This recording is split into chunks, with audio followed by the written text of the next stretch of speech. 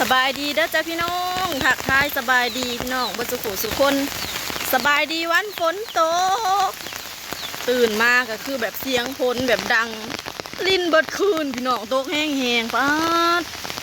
น้ำท่วมสวนขึ้นมาส่องเบิ่งให้หน้าแล้วก็มาส่องเบิ่งสวนพี่น้องสภาพก็คือฮากระตื่นเด้อ หน้าสดมากค่ะฝนตกตั้งแต่คืนนี่พี่น้องตอนนี้โจนแจ้งแต่ยังบ่เศร้าอยู่ดาวก็ลุกมาหนึ่งเขาก็เลยมาเจาะเบิ่งไห้เบิ่งนาอยู่เทิงช่องเบิ่งสวนก็ฝนแห้งพอสมควรน้ำเต็มไห้นาเต็มสวนเลยพี่น้องเดี๋ยวสิให้เบิ่งเด้อสภาพ หัวขึ้นหย่องแต่สภาพคนฮากระตื่นตอนนี้ก็ยังตกยังลิ้นยังแห้งอยู่พี่น้องคือสิไปไซบ่ได้เลยแบบนี้นี่โอ้ข้างหลังหน้าให้น้อยเนี่ยอันนี้หน้าให้ใหญ่แล้วก็สวนยางสวนมะนาวเต็มเลยจ้าอันนี้ก็จะเป็นสัญญาณบอกถึงฤดูกาลหอดยามเห็ดไห่เห็ดหน้าเลยพี่น้องเลยช่วงนี้ก็ชาวบ้านเฮาก็กำลังเริ่มออกไผ่หุดนาเริ่มออกหวานเขาแล้วแต่ว่าไผ่ที่หวานไปมันเน่าเขานี่พี่น้องฝนเทลงมาผักอะไรอย่างนี้เดี๋ยวดาวสิหายเบิ่งตอนนี้ก็ยังเทลงมาบริทอยผมเต็มสวนมะนาวเต็มไห่นาทั้งผูกกบเขียนห้องสนั่นอยู่ไผ่ออกจับกบจับอึ่งอยู่บ่คืนนี่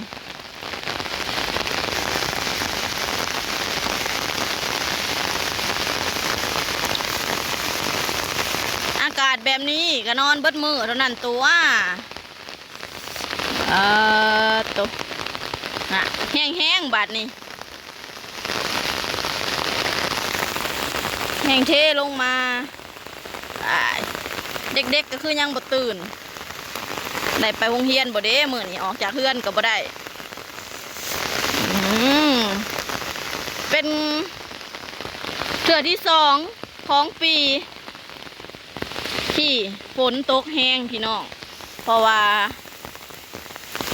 บางมือก่อนนะก็แห้งแต่วันบ่ได้ลิ้นเด้มันก็สิเต็มจังซี่แหละแต่ว่าฝนบ่ทันละตกจักเทื่อมันก็สิบกเบิดอันนี้มันลิ้นเบิดมือมันก็สิบ่บกง่ายแห้งบัดนี้สวนมะนาวก็คือน้ำเต็มเบิดเลย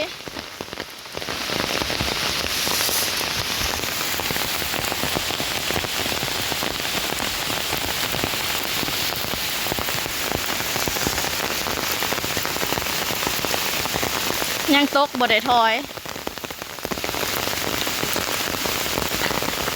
หนาว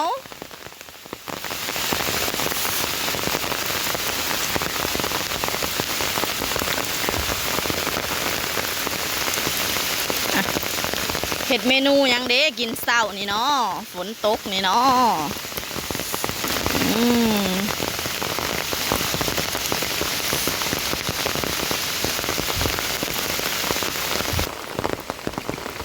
ใครแต่ไฟบ่ดับพี่น้องมันแบบ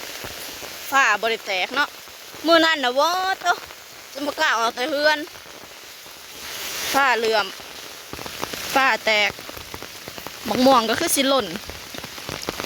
ป่านสวนเฮากับฝนตกอย่างสี่ก็แห้งมืดพี่น้องเอ้ยแห้งมืดเข้าไป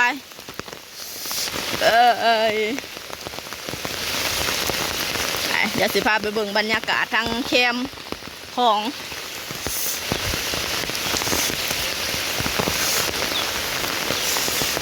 บ้านสวนก็คือแห้งมืด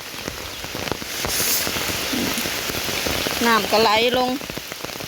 เสาะใบไม้ลงไปน้ำเลย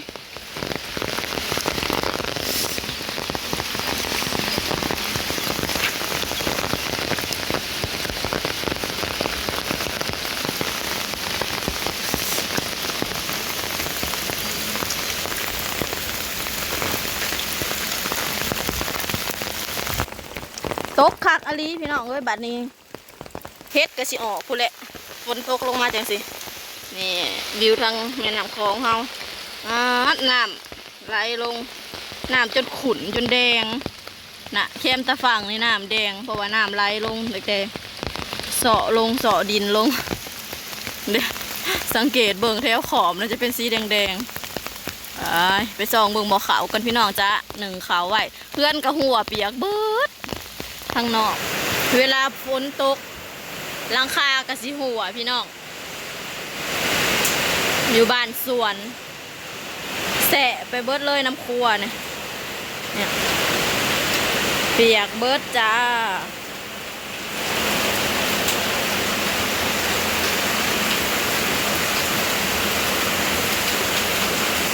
หลังคาก็คือแบบ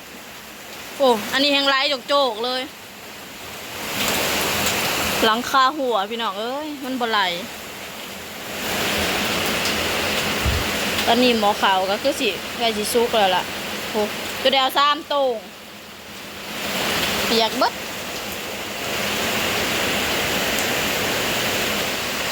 ตอนนี้ขาวเข้ากับ1 สุกเลยพี่น้องเอ้ยคนก็ยังแห้งโต๊ะแห้งเทลงมาเมนูวันฝนตกของเรามื้อนี้จะต้มซุกี้พี่น้องนี่ใส่ยังใส่กรอกเฮ็ดเค็มเนื้อหมูแล้วก็มีผักเฮ็ดแบบง่ายๆจ้าถ้ามียังเขาก็ใส่อันนั้นพี่น้องเมนูวันฝนตกแล้วก็สิมีแกงหน่อไม้ที่เรากินบ่เบิดคืนนี้อาหารเช้าของเรามื้อนี้ฝนตกแบบนี้ต้องกินแบบเมนูแบบคนหัวใช่พวกเฮากับแบบสู่ชีวิตแห้งพี่น้องครั้งนี้ก็น้ำย่อยครั้งแล้วก็น้ำย่อยเมนูวันฝนตกจังซี่กับแบบพวกจุ่มแล้วพี่น้องกินฮอนๆหมูกระถอกกระทะจังซี่นะเฮาก็ออกจากเรือนบ่ได้เฮามีแต่เครื่องซ้ำนี่เฮาก็เฮ็ดกินซ้ำนี่เลยจ้าพวกเฮาก็คือแบบแซ่บเปียกเพราะว่าสังกะสีนี่นะจะเป็นสังกะสีเรือนเก่าอยู่เนาะเพราะว่ามีเรือนหลังเก่าอยู่ในบ่อนดาวันบุกบ้านหลังใหม่นี่แหละเมื่อกี้สิมีเรือนไม้เนาะเฮาก็มากเลยผู้พ่อก็มาเติมบ้านสวนแต่มันก็สิมีบ่องเป็นปองแน่แรงพ่อเล่าแบบเล่ามุ่งแบบนั้นมันสั้นค่ะโอ้บ่แม่นมันบ่ค่อยเนาะอันนั้นมันสั้นมันก็เลยน้ำมันก็เลยบ่ไหลมันไหลยอดคืนมันก็เป็นหัวมันยอดดอกจังซี่ละจ้าออกไปบ้านบ่ได้เลยพี่น้องออกไปบ้านจะเลื่อนบ่ได้บนโต๊ะผักต้มแน่คุณแม่ก็เบ็ดก็คือนั่งบ่ลูกตอนนี้ลูกจะนู้ไปเตยน้องไปเตยลูกแล้ว